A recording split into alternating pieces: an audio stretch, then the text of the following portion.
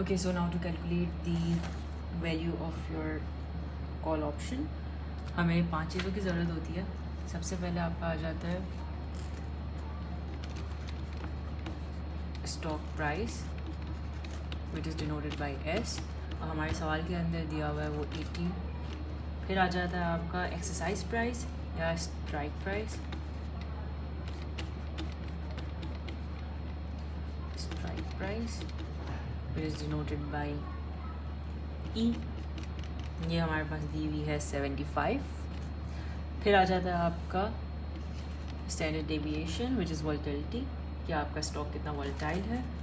तो it's 40%, but you have to convert it into decimal, so it's gonna be 0.40. फिर आ जाता है आपका इंटरेस्ट रेट विच इज़ 12%, इसको भी आप, और लास्टली इट्स योर टाइम.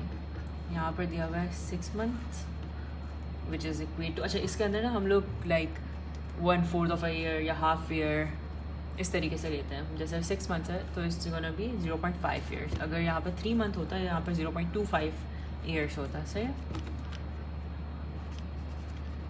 अच्छा, अब ये तो वो चीज़ें हैं जो हमें चाहिए सवाल सॉल्व करने के लिए. अब इस BSM मॉडल का एक अदद फॉर्मूला है, so we have to write that.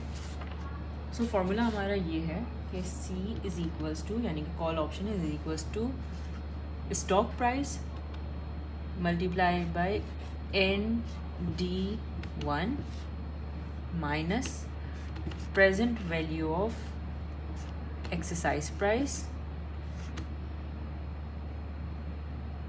Multiply by ND2. Okay, इस फॉर्मूले के अंदर ना अलग अलग पार्ट्स हैं. फर्स्ट ऑफ ऑल ये एक अलग हिस्सा है, ये एक अलग हिस्सा है, ये एक अलग है और ये अलग है. तो वी गोना डू, अच्छा ये चीज़ हमें पता है स्टॉक प्राइस है हमारे पास यहाँ पर दी हुई है, बट बाकी ये नहीं दिया हुआ. So we have to solve for it. First of all we gonna solve for this, then this and then this, और आखिरी में जब हम फॉर्मूले में सब कुछ पुट करेंगे so we will get our value of the call option. ठीक है.